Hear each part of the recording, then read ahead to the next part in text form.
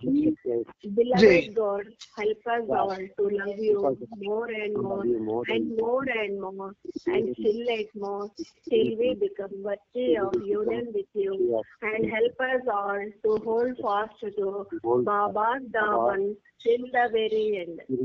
Avatar Meher Baba ki jai. Avatar Meher బాబాకి జై. ప్రీతం మెహర్ బాబా, నీవు ప్రసాదించిన ప్రవచన సారమును గ్రహించవలసిన తీరులో గ్రహించి సదవగాహన చేసుకుని వాటిని మా జీవనములలో ఆపాదించుకొని నిజాయితీ తోడను నిర్మల ప్రేమ తోడను వాటిని ఆచరించులాగున మా అందరినీ ఆశీర్వదించు. అట్టి ఆచరణయుత జీవన శైలిలో జీవించున్నట్ల మా అందరినీ అనుగ్రహించు. అవతార్ మెహర్ బాబా की जय.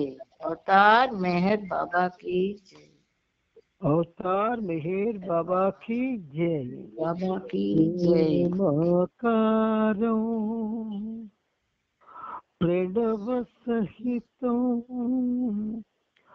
अद्वितीयो अमोघो महातेजो मधुरहासं स्वर्णदेहो अनन्तं श्रीन्तनयो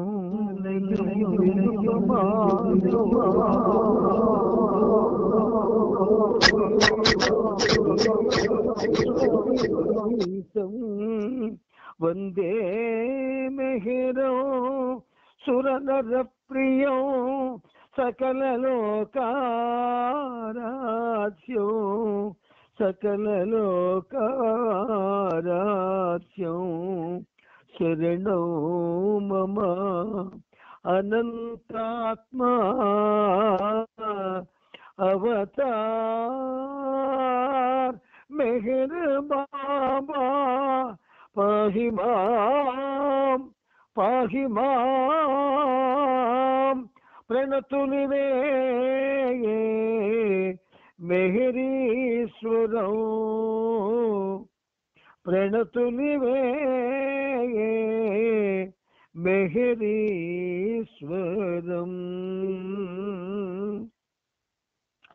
अवतार मेहर बाबा की जय.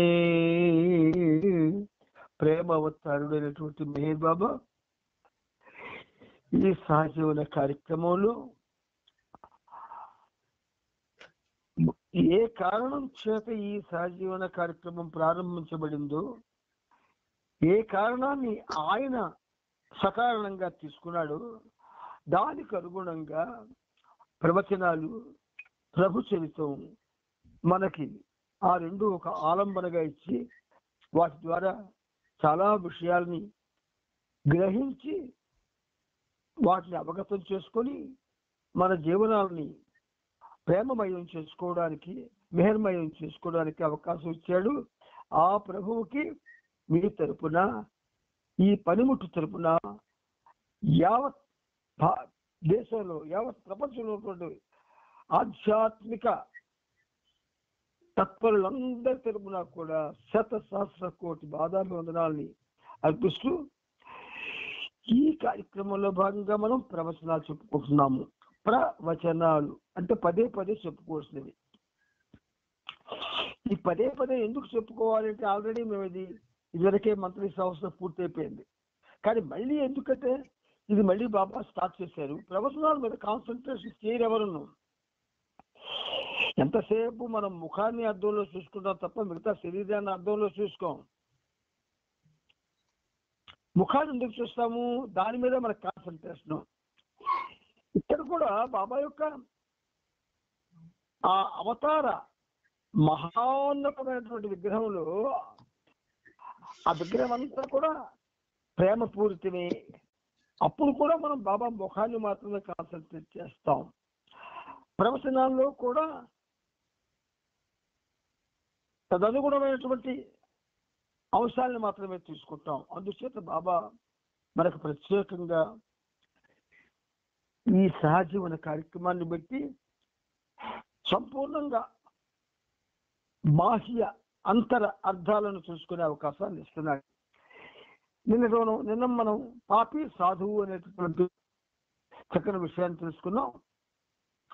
ఈరోజు ప్రవచనాల్లో 81వ పేజీలో పరిమిత ఆత్మ మంచి చెడు రెండు సంస్కారాల్లోనూ ఉంటుంది.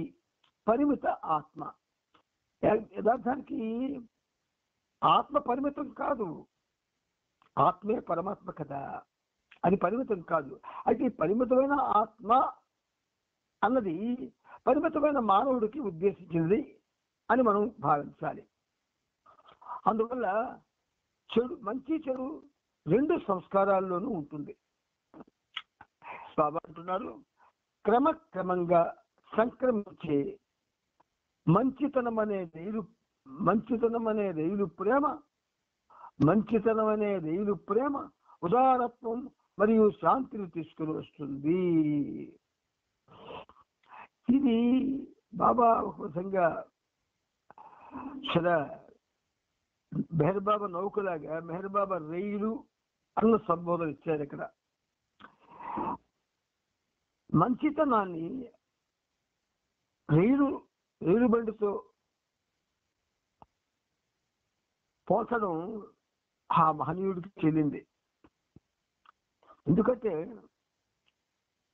ప్రపంచం పుట్టినప్పటి నుంచి కూడా, మానవ జన్మ వచ్చినప్పటి నుంచి కూడా మానవుడు జంతు సంస్కారాలతో నిండిపోయి ఉండడం చేత మంచి అనే దాన్ని వాడు స్వీకరించడం లేదు. నాటి నుంచి నేటి వరకు వాడికి చెడు స్వీకరించినట్టుగా మంచి స్వీకరించడానికి వాడికి ఆ బుద్ధి తోచడం లేదు. కాబట్టి బాబా ఏమంటున్నారు, క్రమక్రమంగా సంక్రమించే మంచితనం. క్రమక్రమంగా అంటే ఒక్కొక్క జన్మ వచ్చు, లేదా 5 జన్మలు అవ్వచ్చు, లేదా 10 జన్మలు అవ్వచ్చు. సంక్రమించడానికి దానికి టైం ఏమిటి? అందుచేత మంచి క్రమక్రమంగా సంక్రమించే మంచితనం అనే రైలు ప్రేమ ఉదారత్వం మరియు శాంతిని తీసుకొని వస్తుంది. ఉదారత్వం మరియు శాంతి. ఉదారత్వము అంటే ధాతృత్వము, అంటే సహాయం చేసేటటువంటి లక్షణం. మరియు శాంతి. ఈ శాంతి ఎవరికి కావాలి?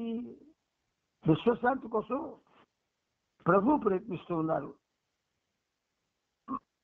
ఆయన్ని ప్రేమించే వాళ్ళు మనశ్శాంతి కోసం ప్రయత్నించాల. మనశ్శాంతి అంటే మనకు సంబంధించిన శాంతి అనే అర్థం కాదు. ఏ సంస్కార భూయిష్టమైనటువంటి శరీరంతో, ఐషడ్వర్గాలతో, రకరకాల రుగ్మలతో కూడుకున్న ఈ దేహము, స్థూల సూక్ష్మ కారణ శరీరాలనే 3 అంగాలు కలిగినటువంటి ఈ దేహము, ఇది ఇవ్వబడిన దగ్గర నుంచి కూడా మానవుడికి శాంతి లేదు. కాబట్టి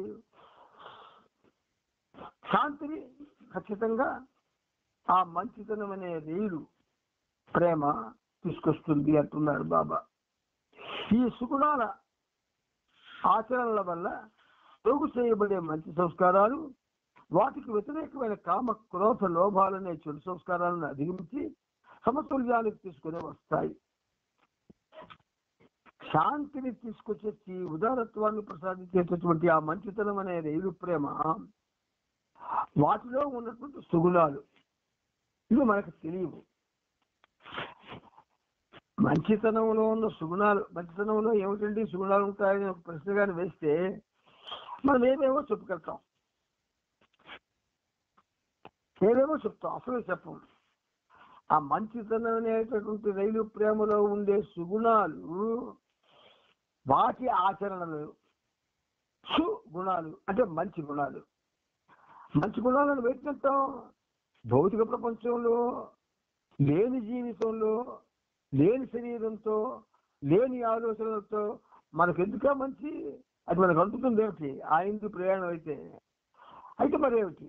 ఇక్కడ సుగుణాలు అంటే ఎవరికి సంబంధించినవి? ఆయనకి సంబంధించినవి. మానవ రూపంలో ఉన్న భగవంతుడికి సంబంధించినవి. మీకు ప్రతిసారి లోతుగా ఈ విషయాన్ని బాబా చెప్పిస్తున్నాడు.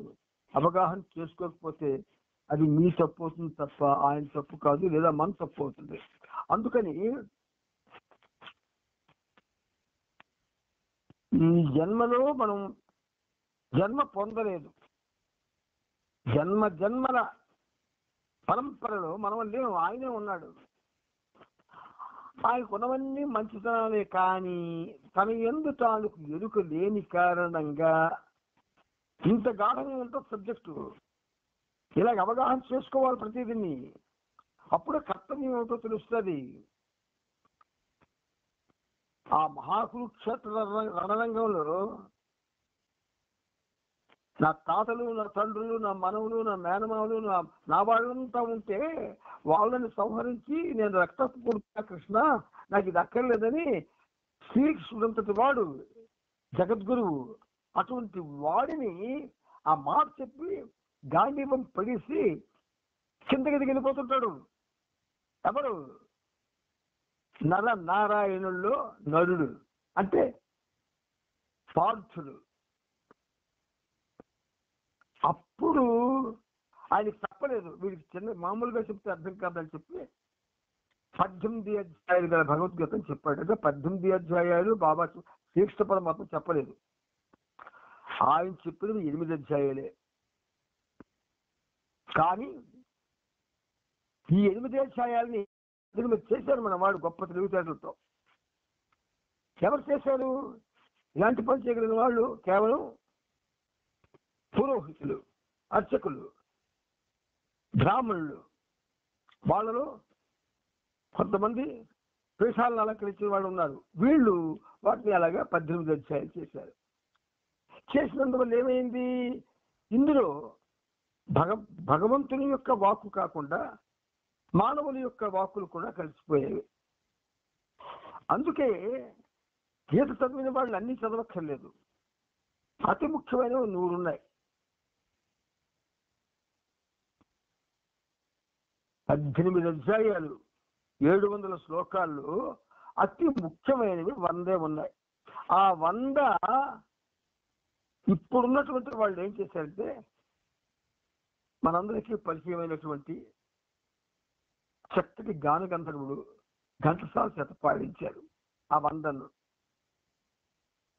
ఆ 100 మళ్ళీ మీకు మహర్షి చేత కూడా బాబా రాయించారు, మళ్ళీ రీరైట్ చేయించారు మీకు. అది ఎందులో ఎలా రాయించారైనా మామూలు ఈ పల్లె పదాలతో రాయించాడు ఆయన. ఆ 100 చాలా ముఖ్యమైనవి. అవి తెలుసుకుంటే జీవిత సత్యాలన్నీ తెలిసిపోతాయి. 18 అధ్యాయాలు చదివి 700 శ్లోకాలు బట్టి పట్టిస్తే ఇప్పుడు చిన్న చిన్న పిల్లల చేత కూడా చదివించేస్తున్నారు. రామచంద్రకి ఈ అధ్యాయులు చెప్పి నాకు బాగా జ్ఞాపకం. నా చింతనలో సోనాముఖి వెళ్ళాను, మైసూర్ దగ్గర సోనాముఖి. అక్కడ కూర్చున్నారు బాబా, ఆశ్రమానికి వెళ్ళడం జరిగింది. మాత ఉన్నారు, ఆయన ఉన్నారు, ఇద్దరు ఉన్నారు. నా అదృష్టవతి వాళ్ళ దర్శనం. ఆ దర్శనం చేసుకోవడానికి వెళ్ళినప్పుడు సోనాముఖిలో ఏమైందంటే రెండు రామచిలుకలు, తెల్ల రామచిలుకలు ఉన్నాయి. ఆ 2 తెల్ల రామచిలుకలు కూడా భగవద్గీతను పారాయణ చేసి అవి నాకు ప్రేరణ అయ్యేవి. ఆ రోజుల్లో మనిషికి ప్రేరణ కావాలి, ఆ ప్రేరణ వాళ్ళని ఉత్తేజం తేవాలి. ఆ ఉత్తేజం తాను నమ్మిన భగవంతుడు ఎవరైతే ఉంటాడో వాడు ఆ పరిస్థితులు చూసి వాడిని కొంచెం కరుణించాలి. అప్పుడు వీడు ఆధ్యాత్మిక ప్రయాణం ఉన్నతంగా సాగుతుంది, లేకపోతే సాగదు. అందుచేత ఏమైంది మీకు? ఎప్పుడైతే వీడు మంచి చెడు సంస్కారాల్లోనే ఉంటుంది పరిమిత ఆత్మ అని చెప్పారు కదా బాబా. అయితే ఈ సుగుణాల ఆవరణల వల్ల, ఆచరణ వల్ల, అంటే ఆ సుగుణాలు ఏమిటి? ఈ 100 శ్లోకాల్లో ఉన్నాయి. ఆచరించదగినవి, ఆచరించదగిన అద్భుతమైన సుగుణాలు ఉన్నాయి ఆ 100 శ్లోకాలు. అవి ఎందుకు దాన్ని మీకు అటాచ్ చేయవచ్చు? బాబా ఎందుకు అటాచ్ చేశారంటే రామావతారంలో అది పూర్ణావతారమే, కానీ రాముడు ఏ సందేశాలని ఇవ్వలేదు. కృష్ణావతారం జగద్గురువు, మహోన్నతుడు, లీలామానుషచరుడు, ఆల్మోస్ట్ ఆల్ కురుక్షేత్ర రణరంగాన్ని జరిగేటట్టు చేసి రాజులందరినీ తుడిచిపారేశాడు ఆయన. అటువంటి వాడు సందేశాలు ఆయన కూడా ఎవరికి ఇవ్వలే, మంచి చెప్పాడు తప్ప సందేశాలు ఇవ్వలే. కానీ రణరంగంలో తన మాటని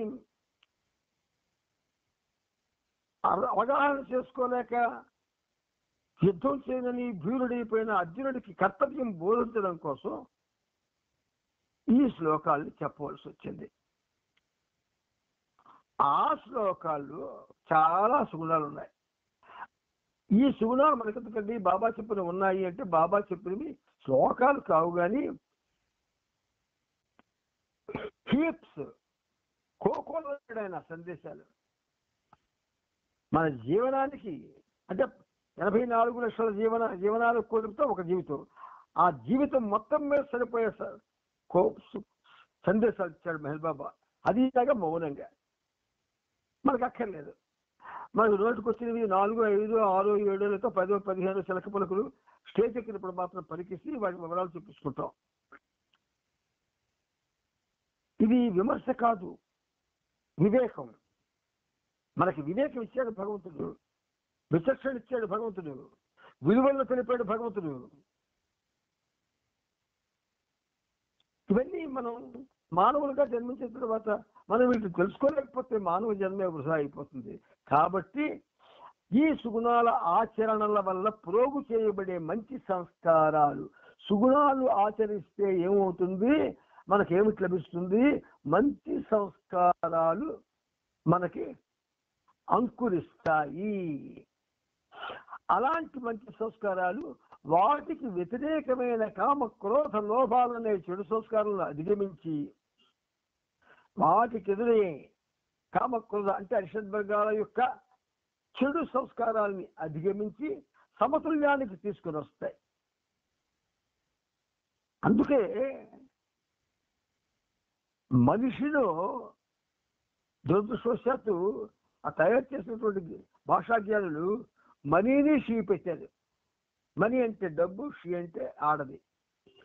ఈ మనిషి అన్న మాటలో ఆ రెండు అర్థాలు ఉండడం వల్ల వీడు ఆ రెండింటికి దాసోహం అయిపోయాడు.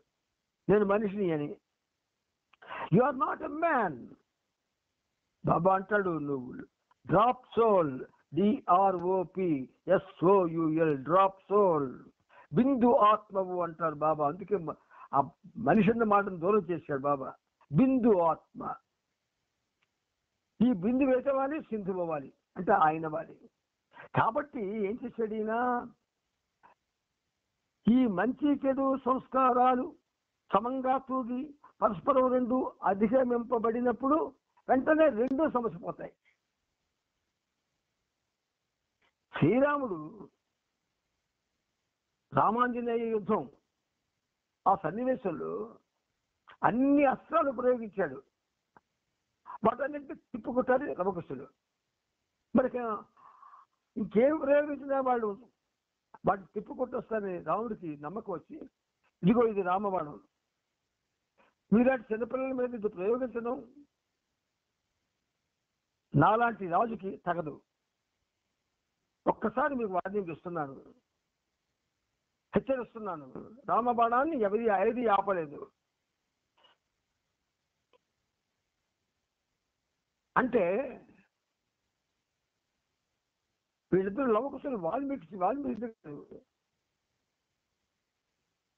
ఆల్రెడీ అన్ని అస్త్రశస్త్రాలు కూడా వాల్మీకి ఇచ్చారు వాళ్ళ చేతికి.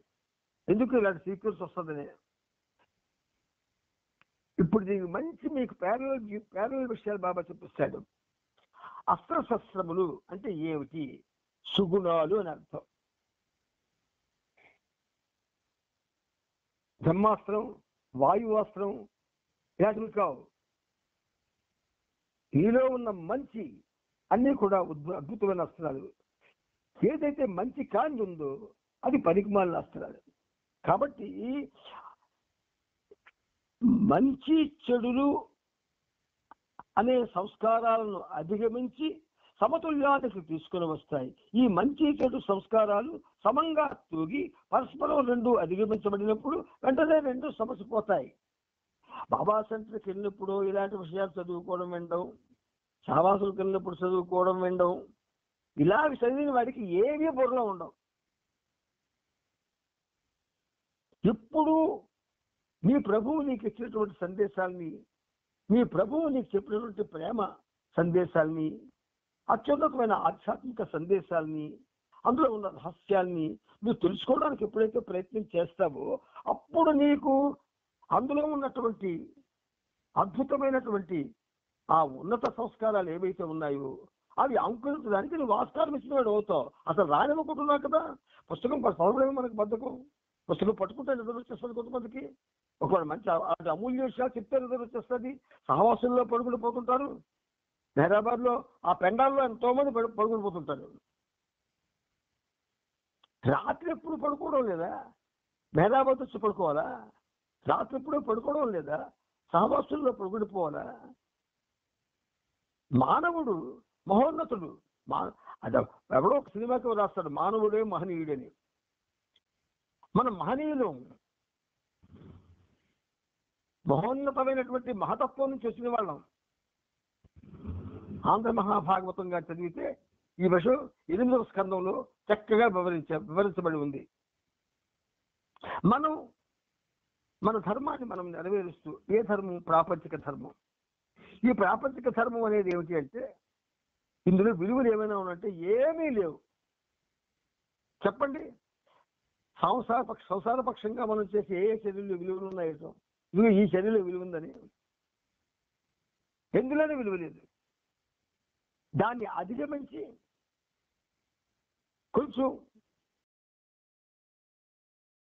ఆధ్యాత్మిక మార్గంలో ప్రయాణం చేసిన వాడు ఆధ్యాత్మికంగా ఏవైతే మనకి చెప్పబడ్డాయో, ఎవరి చేత చెప్పబడినా సరే, బాబా అంటే అందుకంటాడు, మీరు నాతోనే ఉండక్కర్లేదు, మీకు నచ్చిన చోటుకి వెళ్ళండి, కానీ మీ జీవితాన్ని చక్కగా సరిదిద్దుకోండి, మేలు చేసి మేలు పొందండి. నా దగ్గరికి రమ్మని నేను చెప్పను.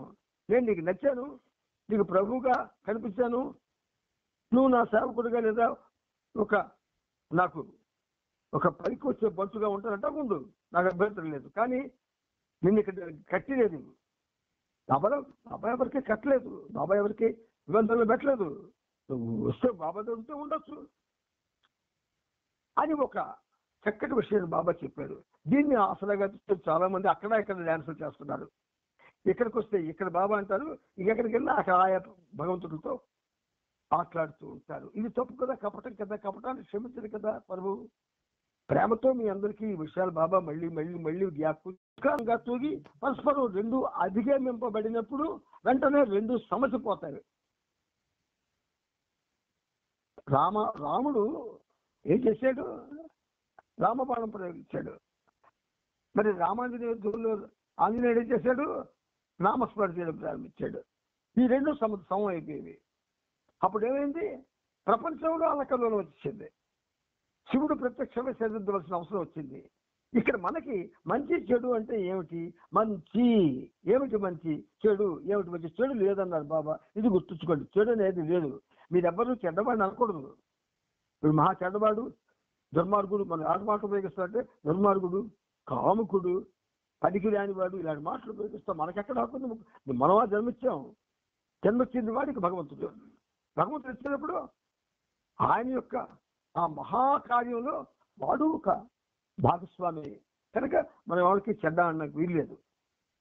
మన చెడు అందుకే అంటాడైనా గమ్మత్తు గన్ను, ఒకరిలో ఉన్నటువంటి దుర్గుణాన్ని నువ్వు చూపించేటప్పుడు నీ వెనక నీలో ఉన్న ఒకసారి చూసుకోమంటాడు. అందుకని ఈ రెండు కూడా సమసిపోవాలి. మంచి అయినా మంచి కాంతి అయినా సమసిపోవాలి. సమసిపోతే వెంటనే చైతన్యం బంధనాల స్థితి నుండి స్వాతంత్ర్య స్థితికి చేర్చబడుతుంది. ఏమైంది నీకు? చైతన్యం ఏదైతే ఉందో అది బంధనాల్లో పడిపోయింది. అందువల్ల అదేమవుతుంది? ఆ స్థితి నుండి విముక్తి పొంది స్వాతంత్ర స్థితికి స్వేచ్ఛకు వస్తుంది. స్వేచ్ఛ స్థితికి ఒక ఖాతాను మూసివేయాలంటే జమ ఖర్చులు రెండు పద్ధతులు సరిసమానం చేయబడాలి. కానీ సాధారణంగా జనుల వైపునను లేదా జమల వైపునను లేదా ఖర్చుల వైపునను పద్దు ఎక్కువగా ఉంటుంది. దానివల్ల ఖాతా అలాగే కొనసాగించబడుతుంది. అంటే బాబా భౌతికమైన ఉదాహరణ కూడా చాలా అద్భుతంగా ఇచ్చారు ఆయన. మనం అర్థం చేసుకుంటూ తెలుస్తుంది. ముఖ్యంగా గమనించవలసింది ఏమిటంటే, ఖర్చు వైపు పద్దు ఎక్కువగా ఉన్నప్పుడే కాకుండా యమ వైపు పద్దు ఎక్కువగా ఉన్నప్పుడు కూడా ఖాతా కొనసాగింపబడుతుంది. రెండు వైపులా పద్దులు సమంగా సరిపోయినప్పుడే ఖాతా ముగిసిపోతుంది. సంస్కారాల విషయంలో అలాంటి సమత్వకం చాలా అరుదుగా సంభవిస్తుంది. I'm the ancient one, I'm the highest of the high. నేను సర్వోన్నతుణ్ణి. I come not to teach but to awaken you. నిన్ను మేల్కొల్పడానికి వచ్చాను. అంటే ఇలాంటి విషయాల్లో మేల్కొల్పు చేస్తాడు ఆయన.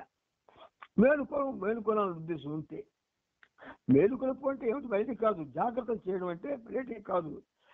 ఈ విషయాలు తప్పు, ఈ విషయాలు మంచివి అని తెలియజేయడమే జాగ్రత్త చేయడం. ఇంకేమిటో కాదు మేలుకొలుపు అంటే. అందువల్ల అరుదుగా సంభవిస్తుంది. ఎందుకంటే ఏ సమయంలోనైనా మంచి లేదా చెడు సంస్కారం ఏదో ఒకటి ఆధిక్యంగా ఉంటుందట. మంచి కానీ చెడు కానీ ఏదో ఒకటి ఆధిక్యంగానే ఉంటుందట ఇప్పుడు మనకి. అందుచేత ఒక ఖాతాను కొనసాగించాలంటే జమ లేదా ఖర్చు పద్దుల్లో ఏదో ఒకటి రెండవ దానికంటే ఎక్కువగా ఉండాలి. అలాగే పరిమిత జీవాత్మ యొక్క జీవితం లేదా మంచి చెడు సంస్కారాల్లో ఏదో ఒకటి ఉండడం ద్వారా, ఎక్కువగా ఉండడం ద్వారా కొనసాగింపబడుతుంది.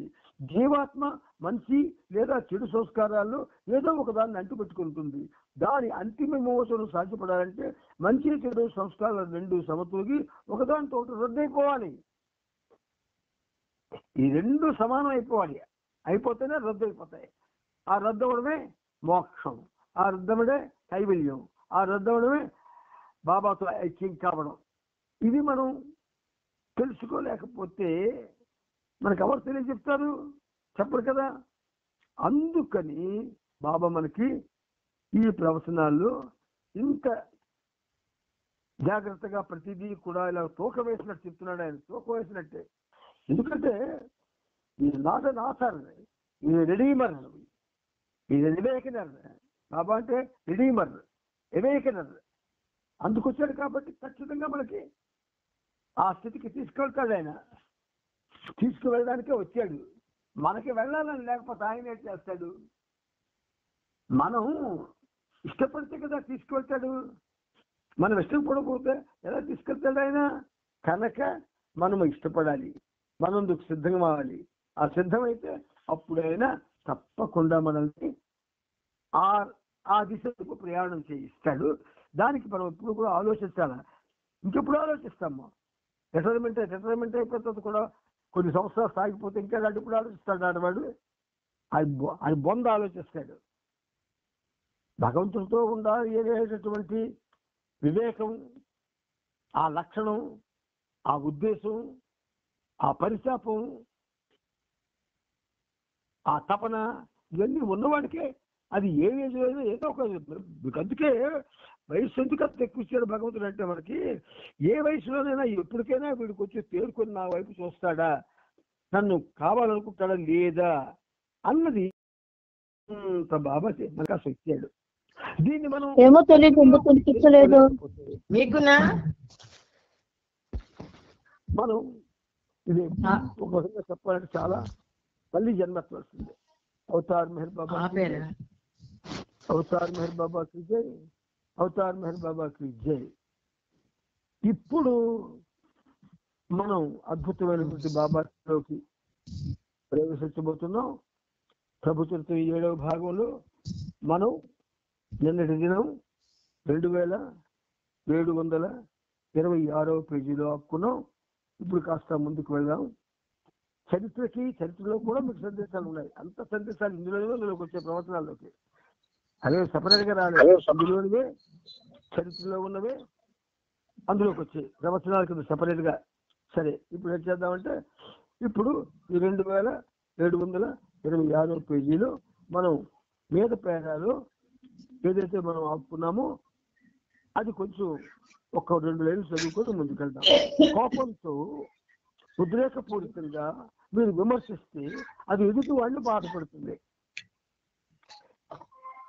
కోపంతో ఉద్రేకపూరితంగా మీరు ఎదుటివాడిని విమర్శిస్తే అది ఎదుటివాడిని బాధపడుతుంది.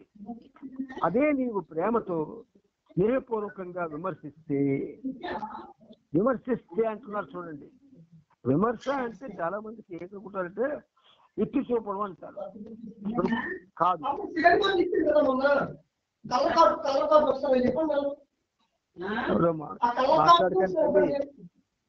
మాట్లాడద్దు ఎవరు.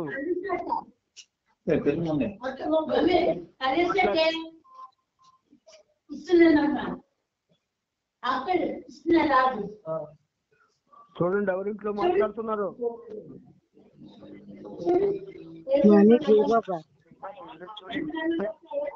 ఇంట్లో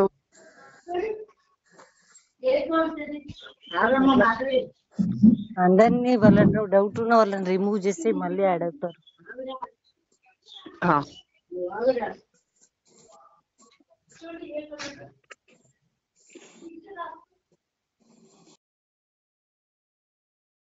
ఈ విమర్శ గురించి బాబా ఏం చెప్పారు? ఉద్రేకపూరితంగా మీరు ఉద్రేకపూర్వకంగా విమర్శిస్తే ఈ ఉద్రేకపూర్వకంగా ఉన్న విమర్శ ఎలా ఉంటుంది? భారతంలో ధర్మరాజు రాజసూయ యాగం చేసి ఆ యాగ ఫలాన్ని శ్రీకృష్ణుడికి ఇవ్వడానికని ఆహ్వానిస్తాడు. అక్కడికి ఒకడు వస్తాడు. శ్రీకృష్ణుని చాలా ఉద్రేకంగా విమర్శిస్తాడు. ఆ ఉద్రేకంగా విమర్శించడం వల్ల ఆయన సుదర్శన చక్రం ప్రయోగించి వాడి తల నరికేస్తాడు. అంత ఉద్రేకం మనిషిలో ఉండకూడదు. భగవంతుడు కోపం వచ్చినంత ఉద్రేకం కానీ మనలో ఉంటే మనకి అదే పని అవుతుంది. అయితే ఒక్క విషయం ఏమిటంటే, మీకు ఇందులో బాబా చెప్తున్న విషయాలు చాలా జాగ్రత్తగా వినండి. గౌతమ బుద్ధుడు తన మండలి సభ్యులకు 12 ఆదేశాలు ఇచ్చాడు. చాలా జాగ్రత్తగా వినండి. బాబా గౌతమ బుద్ధుడుగా వచ్చినప్పుడు 12 ఆదేశాలు ఆయన యొక్క శిష్యులకి, మండలి సభ్యులకి ఇచ్చాడు. అందులో మొదటిది స్త్రీలను చూడకుండా జాగరూకులై ఉండడం. బాబా కూడా ఈ విషయంలో స్ట్రిక్ట్ గా మెయింటైన్ చేశారు ఆయన. ఎందుకు అది మీకు చెప్పక్కర్లేదు. ఎందుకు చెప్పక్కర్లేదంటే, స్త్రీ అనేటటువంటి ఆ శరీరం అది ఆకర్షణతో కూడుకున్నది, ప్రత్యేకమైనటువంటి శరీరం. దానికి ఆకర్షణ పడడం పెద్ద వింత కాదు, విచిత్రం కాదు. కానీ స్త్రీలా కాకుండా ఆమెలో కూడా భగవంతుడు ఉన్నాడు అన్న ఉద్దేశంతో కానీ చూస్తే అప్పుడు ఆకర్షణ పోతుంది కదా. చూడలేం కదా. అసలు భగవద్భక్తుల్లో కూడా స్త్రీలని విమర్శించేవాళ్ళు, స్త్రీలని తక్కువగా చూసేవాళ్ళు, భర్తల్లో కూడా చాలా మంది మాట్లాడకుండా చాలా కంట్రోల్లో చేసేవాళ్ళు, ఇలా రకరకాలుగా ఉన్నారు. అయితే ఇప్పుడు మారింది ప్రపంచం. సమానంగా పురుషులతో సమానంగా వాళ్ళు కూడా సంపాదన చేయడం, వాళ్ళు కూడా అన్ని స్వీకరించడం, అన్ని కార్యక్రమాలు చేయడం వల్ల ఇప్పుడు కొంచెం తగ్గింది. అయితే ఇక్కడ బుద్ధుడు చెప్పింది స్త్రీలను చూడకుండా జాగరూకులై ఉండుట అన్నది ఇప్పుడు చెప్పబడిన ఏదైతే కొంచెం చెప్పామో వివరాలు, ఆ వివరాలకు సంబంధించింది కాదు. మనం చంచల బుద్ధి మనలో ఉంది. స్త్రీలకి ఉంది చంచల బుద్ధి, పురుషులకి ఉంది చంచల బుద్ధి. ఈ చంచల బుద్ధి ఉంటే మాత్రం దానికి ప్రేరణ కలిగించకూడదు, దాన్ని రెచ్చగొట్టకూడదు. ఆ రెచ్చగొట్టే పరిస్థితి వచ్చేస్తుంది. పురుషుడు స్త్రీని చూసినా, స్త్రీ పురుషుడిని చూసినా, దానికి తోడు మనం మనం మన మనం మన దురదృష్టం ఏంటంటే మనకు వస్తున్న చిత్రాలన్నింటిలో కూడా ఇలాంటి రక్తగుండాలు చూపిస్తాడు. చివరికి భగవంతుడి చిత్రాల్లో కూడా చూపిస్తాడు. కాబట్టి ఇవన్నీ లేని రోజుల్లో బుద్ధుడు ఏం చెప్పాడు? స్త్రీలను చూడకుండా జాగరూకులై ఉండుట. లేస మాత్రంగా కూడా తన శిష్యులు కామానికి ఎరకాకూడదని ఆయన ఉద్దేశం. కామానికి ఎర అయిపోకూడదు మగవాడు. అంచేత అలా కనీసం స్త్రీల వైపు చూడకుండా ఉండగలిగితే వారు కామం నుండి రక్షింపబడతారని ఆయన ఉద్దేశం. ఒక రాక్షసుడు శివుడి గురించి ఘోర తపస్సు చేశాడు. ఇంకెవడో కాదు, రావణాసుడే. తపస్సు చేసి నారదుడి యొక్క ప్రేరేపణ వల్ల నీకే వరం కావాలి కోరుకో అంటే నీ పక్కన నా పార్వతిని నాకు ఇచ్చి అన్నాడు. అంటే కామం ఎంత స్థాయికి వెళ్ళిపోద్దో చూడండి. అందుకని దీన్ని ఏమంటున్నారు బాబా, ఏం చెప్తున్నారు బాబా ఈ ఉదాహరణలో? తన శిష్యులు కామానికి ఎరకాకూడదని ఆయన ఉద్దేశం. అలా కనీసం స్త్రీల వైపు చూడకుండా ఉండగలిగితే వారు కామం నుండి రక్షింపబడతారని ఆయన ఉద్దేశం. దీనివల్ల తన శిష్యులు స్త్రీల సమక్షంలో ఉన్నప్పుడల్లా పిరికితనం అనే బలహీనతకు లోనవుతారని బుద్ధుడికి తెలుసు. కానీ కామం వల్ల వచ్చే ప్రమాదం కన్నా ఈ బలహీనతే మేలుని కూడా ఆయనకు బాగా తెలుసు.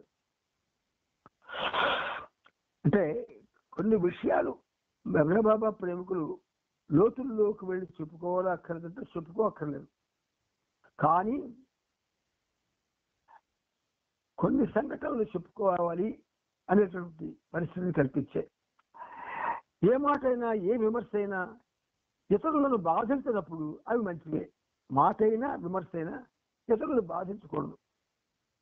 కొంతమంది ఆపాదించుకుంటారు, దానికి మనమే చేయలేం. ఇలాంటి మాట్లాడుతున్నప్పుడు ఈ మాటలు ఈయన నన్ను దృష్టిలో పెట్టుకొని మాట్లాడుతున్నాడు, ఈయన అలా ఫలానా మనిషిని దృష్టిలో పెట్టుకొని మాట్లాడుతున్నాడు అని అనుకొని వారికి ఇష్టం లేక వినడం తన మీద వేసుకుంటాడు. అలా వేసుకోవడం మరీ తప్పు.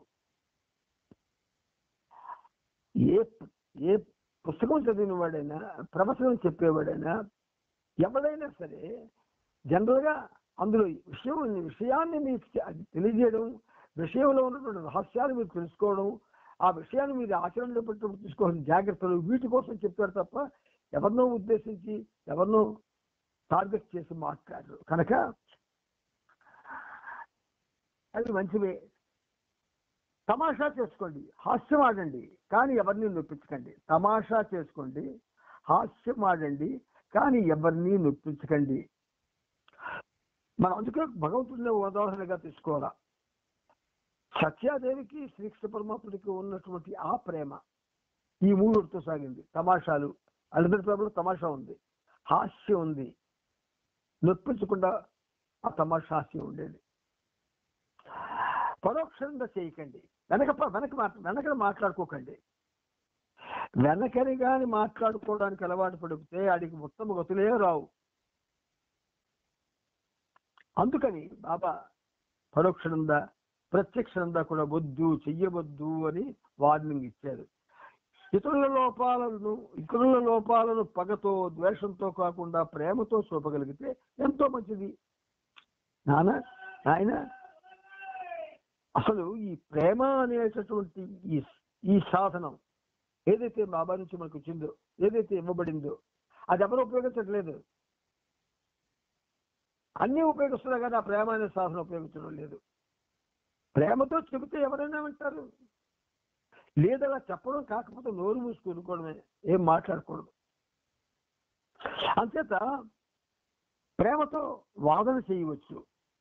మీ పూర్తి సామర్థ్యంతో ప్రయత్నిస్తూ నా ఇచ్చకు అనుగుణంగా, ఇక్కడ జాగ్రత్తగా చెప్పారు చూడండి, మీ పూర్తి సామర్థ్యంతో ప్రయత్నిస్తూ నా ఇచ్చకు అనుగుణంగా మీరు నడుచుకుంటే మీరు నాకు సహాయపడినట్టే.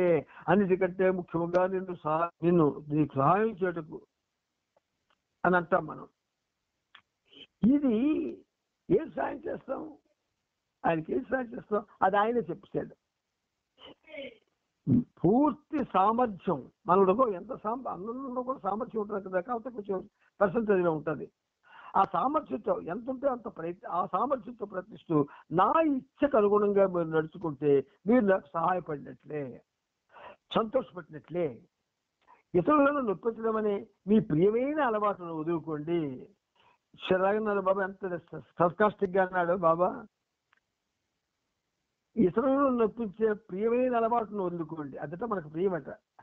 సర్కాస్టిక్ గా అన్నాడు సరే బాబా. కామ క్రోధ లోభాలను జయించేందుకు పాటుపడండి.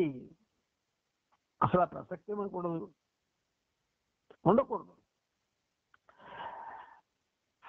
నిగ్రహించడం అంటే ఇంతవరకు చేస్తున్న ఉన్నదాన్ని చేయకుండా ఉండడమే. నిగ్రహము అన్నటువంటి మాట ఉంది మనకి. ఈ ప్రతి సెంటర్లో కూడా 7 మెట్లలో నిగ్రహం అవుతుంది. ఆ నిగ్రహం ఎలాంటిది అంటే ఇంతవరకు చేస్తుంది మానమే, చేయకుండా ఉండడమే. నా విశ్వకార్యం అత్యంత ఉన్నతమైన నా త్యాగంపై ఆధారపడి ఉంది. నా ఆదేశాల్ని పాటించడం ద్వారా మీరు సులువుగా నా కోసం త్యాగం చేసేటట్టు చేస్తుంది. మీ ప్రయత్నంలో ఒకసారి విఫలమైన వదలకుండా మళ్ళీ ప్రయత్నించండి. ఇప్పుడు పుస్తకాలు చూసి చదవమని చెప్పారు బాబా ప్రేమికులకి అందరికీ కూడా, ట్రస్ట్ వాళ్ళు. ఈ పుస్తకాలు చూసి చదవండి అని చెప్పడంలో ఉద్దేశం ఏంటంటే, పుస్తకంలో ఒక పేరా ఉందంటే అందులో చాలా అంతరార్థాలు ఉంటాయి. ఆ అంతరార్థాలు కూడా మనం చెప్పగలగాలని. అర్థాలు చెప్పకపోతే ఎవడైనా చదివేస్తాడు పుస్తకం చూసి. మనం చదవక్కర్లే, ఒక ఆలో క్లాస్ కూడా చదివి రండి చదివిస్తాడు. పెద్ద పెద్ద వాళ్ళు ఎందుకు తలపడిపోయిన వాళ్ళు, పెద్ద పెద్ద వాళ్ళు ఎందుకు చెప్పుకోవాలి పుస్తకం చూసి లోతుల్లోకి వెళ్ళకపోతే? అందుకని ఇంతవరకు చేస్తున్న దాన్ని చేయకుండా ఉండడమే. ఇంతవరకు అది జరిగింది. పుస్తకాలు చదవడం అనేది ఇప్పుడు కాదు, నాకు తెలిసి 1969 నుంచి సెంట్రల్లో జరుగుతూనే ఉంది. కానీ దాని లోతుల్లోకి తీసుకువెళ్ళి దీని అర్థం ఇది, బాబా ఎందుకు చెప్పారు, దీని ప్రయోజనం ఇది, బాబా ఎందుకు చెప్పారు చెప్పేవాళ్ళు చాలా చాలా చాలా అరుదైపోయారు. నా విశ్వకార్యం అత్యంత ఉన్నతమైన త్యాగంపై ఆధారపడి ఉంది. నా విశ్వకార్యం అత్యంత ఉన్నతమైన నా త్యాగంపై ఆధారపడి ఉంది. మన కోసం ఆయన చాలా త్యాగం చేస్తున్నాడు. సహవాసులు త్యాగమే, ఉపవాసాలు త్యాగమే,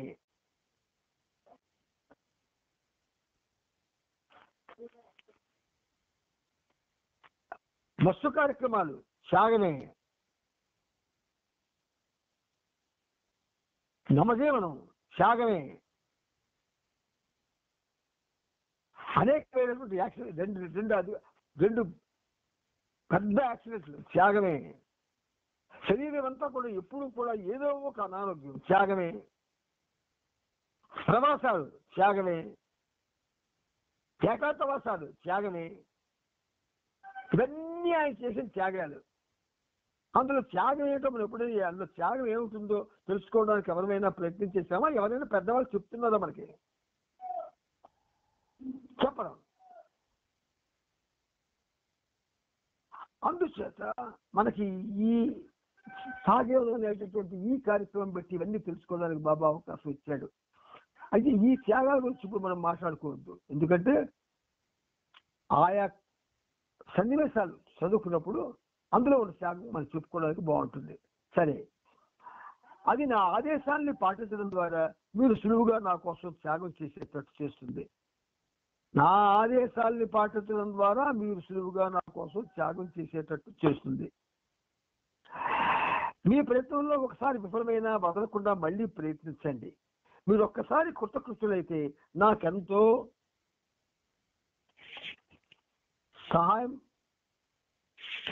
సహాయపడినట్లు అవుతుంది. 9 సార్లు పరాజయాన్ని పొంది ఒక్కసారి గెలిచినా అది కూడా నాకెంతో సహాయపడుతుంది. ఎవరికైనా జ్వరంగా ఉన్నా, ఒళ్ళు వేడెక్కి ఉన్నా, ఆకలిగా ఉన్నా, నలసగా ఉన్నా ఆ వ్యక్తి ఉద్యోగానికి లోనవుతాడు. బాగా కోపం వస్తుంది. పంటి నొప్పితో బాధపడుతున్నప్పుడు ఇవన్నీ ఆయన పడ్డాడు. ఆయన అందుకొని చెప్తున్నాడు, పంటి నొప్పితో బాధపడుతున్నప్పుడు దేనికో ఒకదానికి ఉద్రేకపడతావు. మామూలు పరిస్థితుల్లో అలా ప్రవర్తించవు. పంటి నొప్పితో పోలిస్తే కామం, క్రోధం, లోభం చాలా భయంకరమైన వ్యాధులు. వాటి నుండి బయటపడే ప్రయత్నం చేయండి. ఈయన నిర్భవ ప్రేమతో చెప్పాడు. ఆ ప్రేమ వచనాల్ని మనం మళ్ళీ చెప్పేటప్పుడు మనం ఏమిటంటే కొంచెం ఆవేశంతో చెప్తాం. ఎందుకు? చెయ్యవలసింది ఇది అయి ఉండగా ఇంకో విధంగా చేస్తున్నాం. మనం పొందవలసింది ఒకటై ఉండగా ఇంకొకటి పొందుతున్నాం మనం. అందుకు ఆవేశంగా చెప్పవలసి వస్తుంది. లేకపోతే ఆవేశం అక్కర్లేదు, ఆలోచించాలి. అందుచేత ఆధ్యాత్మికతలో రాజీ ప్రసక్తి లేదు. అండర్లైన్ చేసుకోండి బుర్రలు. కొంతమంది అంటారు పర్వాలేదు మౌనం, మరి ఇంత టైం అయిపోతుంది కాబట్టి మౌనం అక్కర్లేదండి.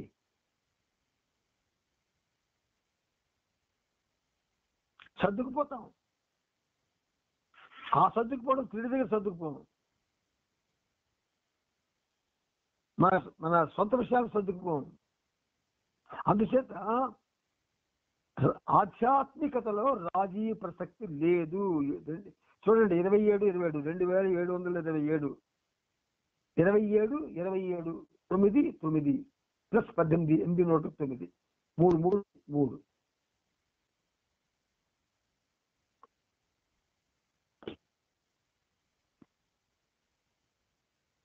నా పట్టుదలకి 3 కాళ్ళు అంటాడు ఒకడు. అంచేత ఆధ్యాత్మికతలో రాజీకి తావులేదు. ప్రతి కోరికను 100% సమూలంగా తుడిచిపెట్టేయాలి. ప్రతి కోరిక కూడా తుడిచిపెట్టేయాలి. My way is way of effacement. Effacement తుడిచిపెట్టాం. అసలు ఇప్పుడు ఇంకా కోరికలతో ఊగిసిలాగేటటువంటి మన సోదరులు సోదరీమణులు చాలా మంది ఉన్నారు. ఇప్పటికీ ఆయన ఇచ్చకి బద్ధులై ఉండడం లేదు, మనం కోరికలకు బద్ధులై ఉన్నాం మనం. కాబట్టి 100% ప్రతి కోరికను సమూలంగా తుడిచిపెట్టేయాలి.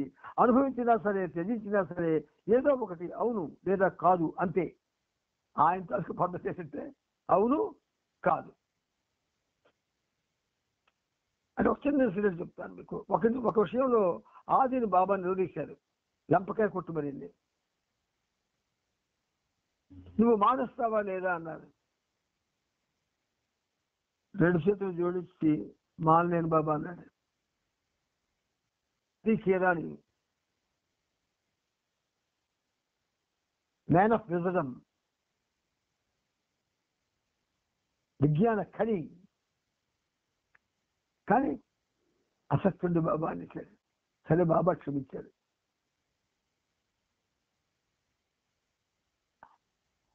ఆదికి ఆ మాత్రం అవకాశం ఇచ్చినందువల్ల బాబా కూడా దాన్ని ఒకనొక సందర్భంలో ఆచరించవలసి వచ్చింది. భగవంతుడిని భగవంతుడిగా కాక మెహర్ బాబాగా చూసామా మనం? మెహర్ బాబాగా మానవుడిగా చూసామా? మన కార్యంలో ఉన్నటువంటి రహస్యాలు మనకు అర్థం కావు. మెహర్ బాబా అంటే ఆయన తల్లిదండ్రులు పెట్టిన పేరు కాదు. ఆయన తనకు తాను పెట్టుకోలేదు. ఎవరు పెట్టారు? సయ్యద్ సాహెబ్ అని ఒక ముస్లిం పెట్టాడు. సో దట్ ముస్లిం అయి ఉండి మెహర్ అంటే ప్రేమ, బాబా అంటే తండ్రి కాబట్టి తండ్రి అన్న పేరు పెట్టాడు అని మనం సరిపెట్టుకుంటున్నాం. కానీ మెహర్ బాబా అని ఎప్పుడైతే అంటామో దానికి మానవ సంబంధమైనవన్నీ అంటకట్టబడతాయి. కనుకనే ఎస్వి రంగారావు లాగా ఉన్నాడని ఒకడు, అల్లా యాక్టర్ లాగా ఉన్నాడని ఒకడు ఇలా వ్యాఖ్యానిస్తూ ఉంటారు. అందుకే మెహర్ బాబాని మనం మెహర్ బాబాగా కాకుండా భగవంతుడిగా అర్థం చేసుకోవాలా, సర్వోన్నతుడిగా అర్థం. అందుకే నేను I'm the highest of the అన్నాడు. నేను సర్వోన్నతుడిని అన్నాడు. సర్వోన్నతుడిగా అర్థం చేసుకోండి. ఆ సర్వోన్నతుడు ఇలా మాట్లాడతాడు, ఆ సర్వోన్నతుడు ఇలా చేస్తాడు అంటే ఎవరండి ఆ సర్వోన్నతుడు అని అడుగుతాడు వినవాడు. ఆయన పేరు మాత్రం మెహర్బాన్ షరియార్జీ ఇరానీ, జన్మనామధేయం. కానీ ఆయనకి ఒక ముస్లిం మెహర్ బాబా అని పెట్టాడు. కాబట్టి ఇలా పెట్టించుకోవడానికి అతీతుడు, రూపానికి అతీతుడు, గోత్రానికి అతీతుడు, అన్నిటికీ అతీతుడు, అయినా వ్యవహరింపబడడం కోసం ఆ విధంగా ఒక ప్రేమికుడిని ప్రేరేపించి మెహర్ బాబాగా ఆయన చలామణి అవుతున్నారు అని చెప్పాలి. అంత ఆ మర్నాడు బాబా పురుషమండలి వారికి ఇలా వివరించారు.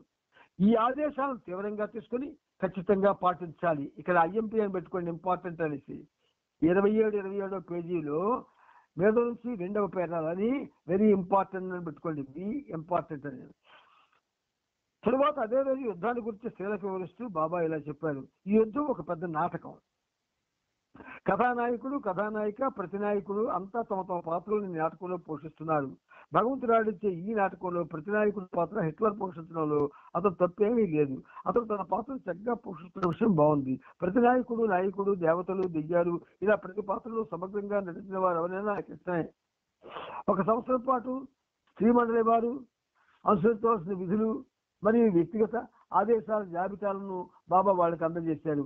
ఈ సంవత్సర కాలం అంతా మౌనం పాటించమని నడిన్ టాల్స్టాయ్, ఐరన్ బిల్లో, మన్సారీ, కర్మన్ మాసులకు బాబా సూచనలు ఇచ్చారు. సంవత్సర కాలం మౌనం పాటించమని ఎవరెవరికి? నడిన్ టాల్స్టాయ్, ఐరన్ బిల్లో, మన్సారీ, కర్మన్ మాసులకు బాబా సూచనలు ఇచ్చారు. 10 మైళ్ళ దూరంలో ఉన్న కొండ పేరు అంకాయి. అక్కడే అగస్త్య మహర్షి కఠోరమైన తపస్సు చేశాడు. ఉపాసన మహారాజు కూడా అక్కడ కొంతకాలం ఏకాంతవాసం చేశాడు. ఆ ప్రదేశం ఆధ్యాత్మిక శక్తితో నిండి ఉందని బాబా విశదపరిచారు. కొండ పేరు అంకాయి, మన్మాటికి 10 మైళ్ళ దూరం. చదివాం కదా, అక్కడ తిరుపతికి చూస్తాం మనం. ఎలాగో ఒకరే జరగాలి, కానీ ఏం పొందామని ఆలోచించాం.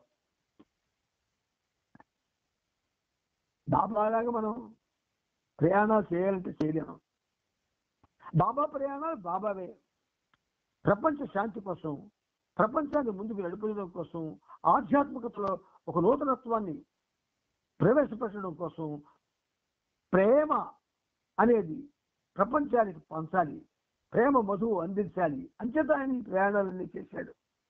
మనకెందుకు ప్రయాణాలు? మనమే చేస్తాం.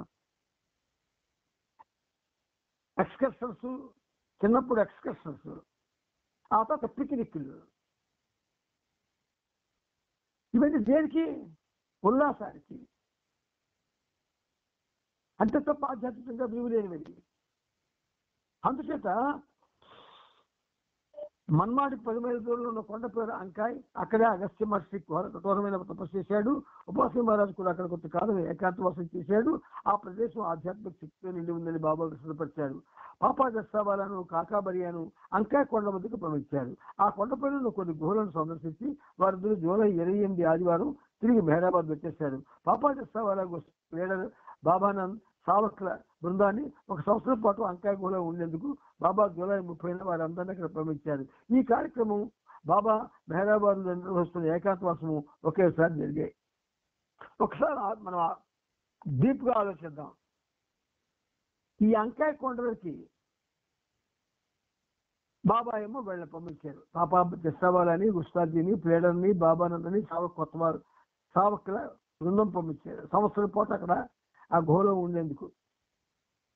వెంటనే చదివాము, మనం వెళ్ళి ఆ గుహలో ఉంటే బాగుందేమో అన్న ఆలోచన వస్తుంది. అలా రాకూడదు. నువ్వు గుడికే రావడానికి టైం లేదు, ఇంట్లో ఉండడానికి టైం లేదు, సొంత పనులు చేసుకోవడానికి టైం లేదు, బాబా పుస్తకం చదవడానికి టైం లేదు. నువ్వు ఎందుకు తిరగడం? నీ సమయాన్ని ఎందుకు వృధా చేసుకోవడం? అందుచేత ఈ సహజీవనం బాబా పెట్టిన ఉద్దేశం కూడా మనం ఆయన యొక్క చరిత్రలు కానీ ఆయన సందేశాలు కానీ పూర్తిగా తెలుసుకోం కాబట్టి తెలుసుకున్నట్టు అది ఆయన ఉద్దేశం. అందుకు మనకి కూర్చోబెడుతున్నాడు ఆయన. అందుచేత ఈ కార్యక్రమం బాబా మెహరాబాద్ లో నిర్వహిస్తున్న ఏకాంతవాసం ఒకేసారి జరిగాయి. అప్పటికే గుస్సాజీ మౌనం పాటిస్తున్నాడు. లీడర్ బాబానంద్ సావుకులను కూడా మౌనం పాటించమని బాబా ఆదేశించారు. వారి తరపున మాట్లాడే ప్రతినిధిగా పాపా జస్సావాలా వ్యవహరిస్తాడు. అందరూ పాపాకు విధేయులుగా ఉండాలని బాబా సూచించి వాళ్లను బాగా చూసుకోమని పాపాకు ఆదేశాలు ఇచ్చారు. అంకాయికి బయలుదేరే ముందు వాళ్ళంతా తయారవుతుండగా కొండపై నువ్వు చేసే సాధన ఫలితంగా నీకు ఆధ్యాత్మిక పురోగతి సిద్ధిస్తుంది అని పాపాను ప్రోత్సహిస్తూ బాబా చెప్పాడు. రామేశ్వరం పండరీపూర్ తీర్థయాత్ర ముగించుకొని స్వామి బాబానంద్ బెంగళూరు వచ్చి అక్కడే ఉండిపోయాడు.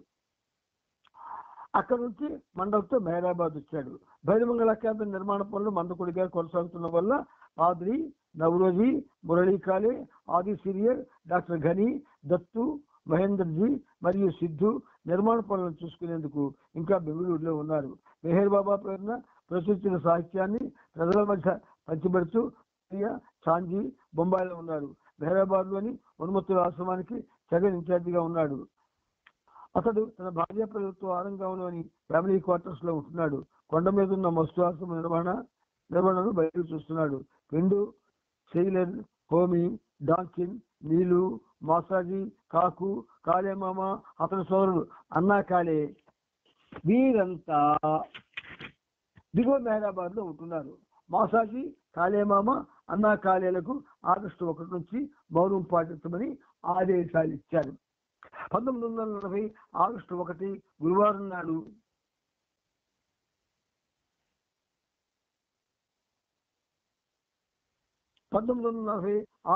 గురువారం నాడు సాయంకాలం 4 గంటలకు మెహరాబాద్ కొండపైన బస్సు ఆశ్రమంలో బాబా ఏకాంతవాసంలోకి వెళ్లారు. నీళ్లు మాత్రమే తాగుతూ రోజంతా ఉపవాసం ఉన్నారు. ఆ తరువాత కొంతమంది ప్రేమికులకు సూచించినట్టు కూడా బాబా రోజుకు ఒకేసారి భోజనం తీసుకునేవారు. ఉత్తరాలు, టెలిగ్రాములు, సందేశాలు తీసుకుని విష్ణు బాబా వద్దకు వెళ్లేవాడు. అతను తప్ప మరి ఇంకెవరూ మండలు కూడా బాబాను చూడడానికి వీల్లేదు. ఉత్తర ప్రత్యుత్తరాలు నిలిపివేయడంతో రోజుకి 5-6 ఉత్తరాలు కూడా వచ్చేవి కావు. అందుచేత విష్ణు రోజుకి ఒక్కసారి ఉదయం పూట బాబా దగ్గర ఒకవేళ ఏదైనా టెలిగ్రామ్ వచ్చినట్లయితే మళ్ళీ వెళ్ళేవాడు. అప్పుడప్పుడు బెంగళూరు నుండి ఆది సీనియర్ ఉత్తరం రాసేవాడు. కానీ బాబా ఉత్తరాలకు కవర్ను కూడా విప్పేవాడు కాదు. ఉత్తర ప్రత్యుత్తరాలు నిలిపివేసిన ఇంకా ఆది సీనియర్ ఎందుకు ఉత్తరాలు రాస్తున్నాడు అని అడిగేవారు.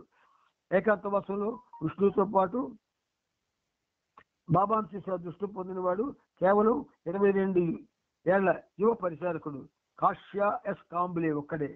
అతడు ప్రతిరోజు ఉదయం 8:30 డైలీ టైమ్స్ ఆఫ్ ఇండియా అనే పేపర్ తీసుకెళ్లి బాబాకి ఇచ్చేవాడు. బాబా మాత్రం మెహరాబాద్ లోని స్త్రీ పురుష మండల సభ్యుల ఆరోగ్యం గురించి, వాళ్ళ పనులు, విధులు, కార్యకలాపాల గురించి ప్రత్యేకంగా విష్ణుని అడిగి తెలుసుకునేవారు. బాబాకు కృష్ణ, టీ, ఆహారం, నీళ్లు తీసుకెళ్లి ఇచ్చేవాడు. కానీ ఆ సమయంలో బాబాను చూసేవాడు కాదు. బాబా ఏకాంతంగా వస్తు కార్యక్రమంలో పూర్తిగా లీనమై బయట ప్రపంచానికి పూర్తిగా దూరంగా ఉంటున్నారు. ఈ దిగువ సమయాల్లోనికి అంటే మస్తు ఆశ్రమంలోనికి రావచ్చని కృష్ణ సూచనలు ఇచ్చారు. ఉదయం 5 నుంచి 6 గంటల వరకు బాబా టాయిలెట్ ను స్నానానికి సిద్ధం చేయడం, ఉదయం 7 నుంచి 5 నిమిషాలు మాత్రమే టీ తేవడం, బట్టలు ఉతకడానికి తీసుకెళ్లడం, ఉదయం 7:30 నుంచి 9 వరకు టీ పాత్రలు వెనక్కి తీసుకెళ్లడం, బాబా దొడ్డిని శుభ్రం చేయడం, చట్టీ శుభ్రం చేసి అతని స్నానం, టిఫిన్, టీ ఏర్పాటు చేయడం, బాబా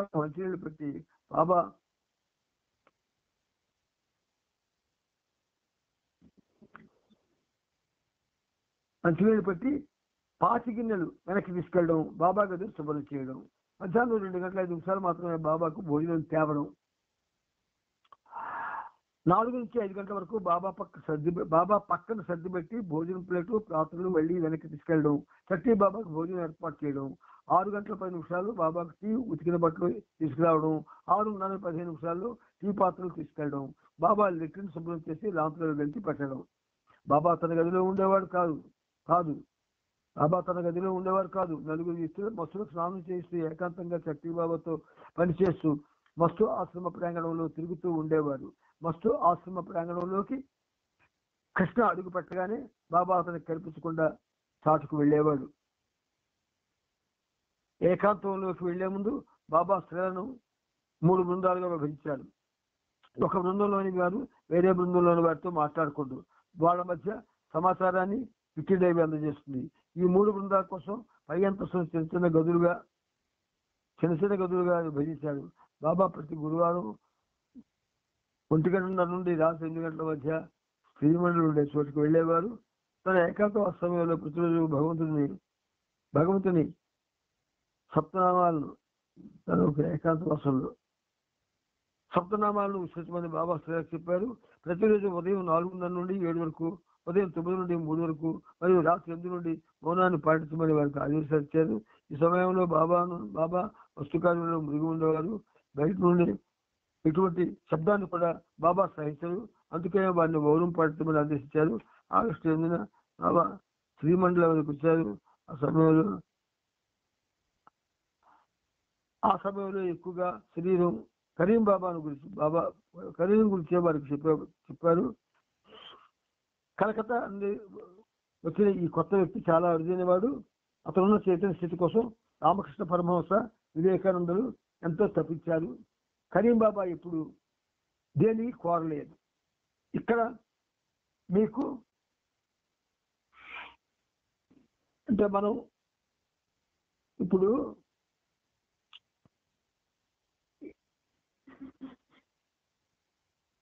ఇక్కడ మనం ఆపుతున్నాం.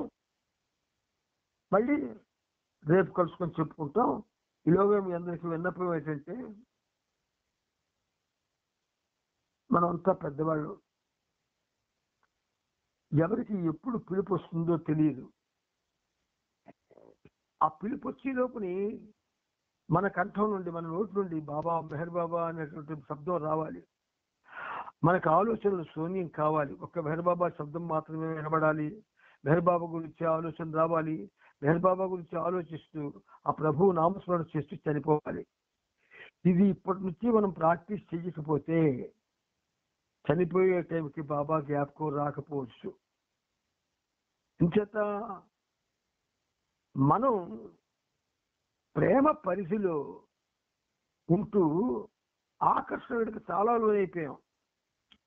ఈ ఆకర్షణలు పోవాలి, బలహీనతలు పోవాలి, భయం పోవాలి, నిర్మలత్వం రావాలి, కపటం అనేది ఉండకూడదు. ఇవన్నీ ఈలోగా మళ్ళీ మనం వీటిని విధంగా మనల్ని మనం రిపేర్ చేసుకొని ఆ ఆఖరి పిలుపు కోసం నిర్మలంగా ఉండి ఒకే ధ్యేయంతో, the aim of life is to love God, the goal of life is to become one with God అని బాబా చెప్పినట్టుగా మనం ఆయన నామాన్ని చేస్తూ, ఆయన రూపాన్ని మన యొక్క కళ్ళల్లో నిలుపుకొని, ఆయన నామం చేస్తూ, నామాన్ని స్మరిస్తూ గట్టిగా స్మరించుకొని అలాగ ఊపిరి వదిలేయాలి. అలాగా మనకి బాబా ఒక విధంగా చెప్పాలంటే మనల్ని మలసమని ఆ విధంగా మనం తయారవ్వాలని కోరుకుంటూ, అవతార్ మెహర్ బాబా కీ జై, అవతార్ మెహర్ బాబా కీ జై, అవతార్ మెహర్ బాబా కీ జై, అవతార్ మెహర్ బాబా కీ జై. అందరికీ